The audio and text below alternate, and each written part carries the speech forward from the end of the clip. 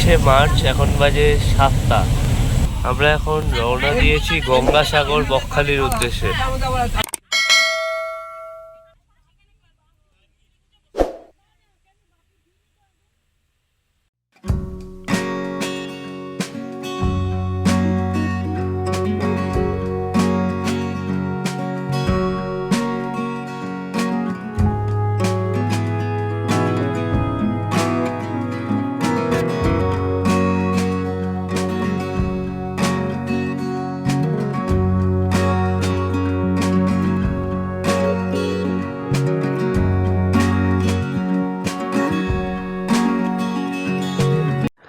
আমরা চলেছি দিগন্ত বিস্তৃত মাঠ, চাষের জমি, জলাশয়ের পাশ থেকে। প্রকৃতির নিজস্ব পরিচয়ে যেন এক শান্তির বাতাবরণ সৃষ্টি করেছে। এই শান্তির মধ্যে দিয়ে উল্লাসে ভরা গাড়িটি যাত্রার প্রতিটি মুহূর্ত আনন্দময় করে এগিয়ে চলেছে গন্তব্যের উদ্দেশ্যে। এখন ঘড়িতে বাজে ঠিক 11:30, আর আমরা এখন পৌঁছেছি এই জেটিতে। এবার আমরা জেটি পেরিয়ে চলে যাবো ওপারে। পড়েছে লম্বা লাইন গঙ্গাসাগর যাওয়ার জেটিতে।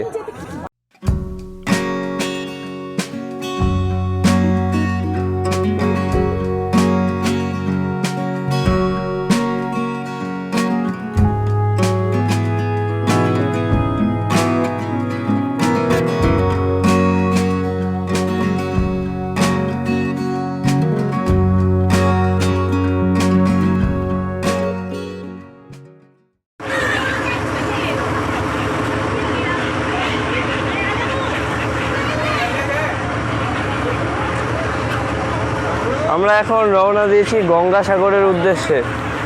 চলুন তাহলে দেখা হচ্ছে নেক্সট গঙ্গাসাগরে।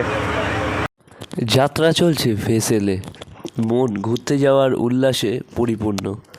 সঙ্গে সঙ্গে চলছে গাংচিলের ঝাঁক। গঙ্গার এই অপরূপ সৌন্দর্য হৃদয়কে উৎফুল্লিত করে তুলেছে।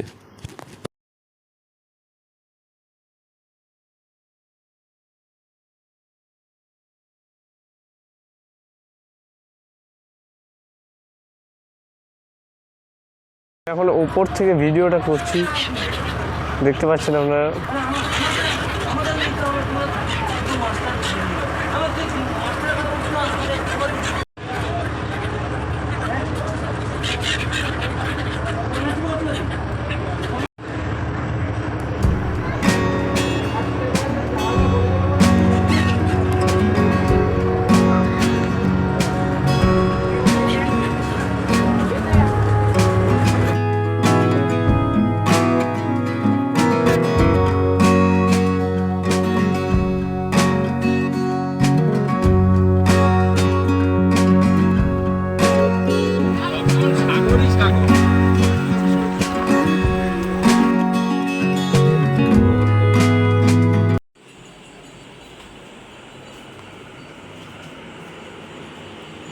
এসি আছে, টেবিল আছে, আয়না আছে, বাথরুম ভালোই পরিষ্কার বাথরুম আছে, গিজার আছে, শাওয়ার আছে, সব আছে।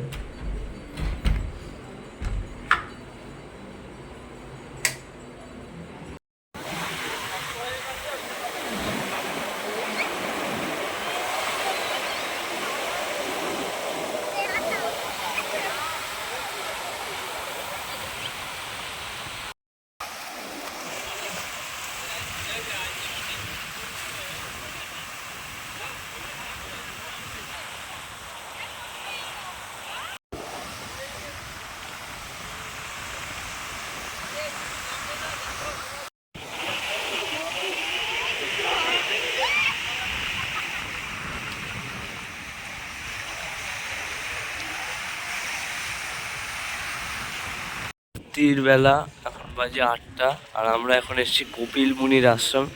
আমরা জানতাম না 7:30 সময় বন্ধ হয়ে যায়। 7:30 সময় কপিল মুনির আশ্রম বন্ধ হয়ে গেছে। এই হচ্ছে আশ্রম চত্বর। কাল সকালে আশ্রমে আসা হবে, আর তখন পুজোটা দেওয়া হবে আমাদের। মন্দির চত্বর খুবই সুসজ্জিত, এবং আমরা এখন মন্দির চত্বরেই আছি।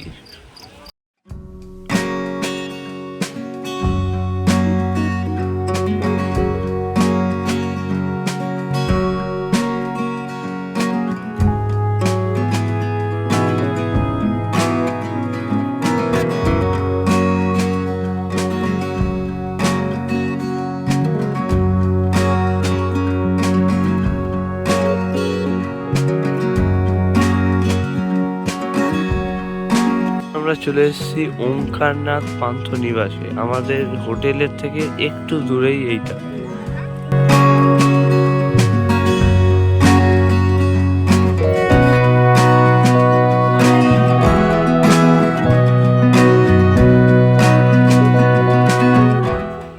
এখন পুজো দিতে গেটের সামনে।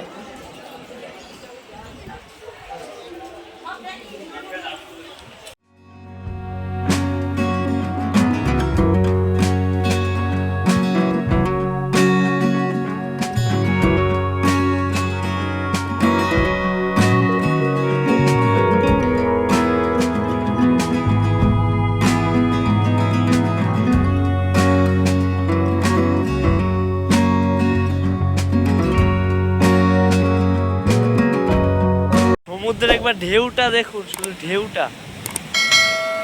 সমুদ্র হয়ে পড়েছে উত্তাল, আপনারা দেখতে পাচ্ছেন।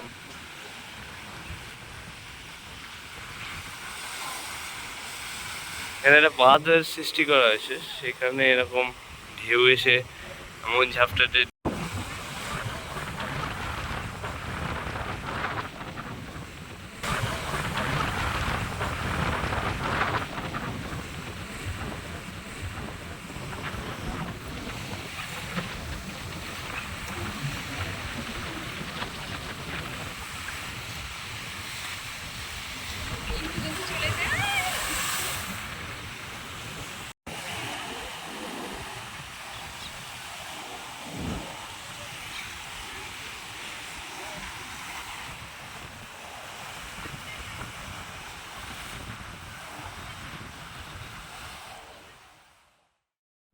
আমরা এখন রওনা দিয়েছি।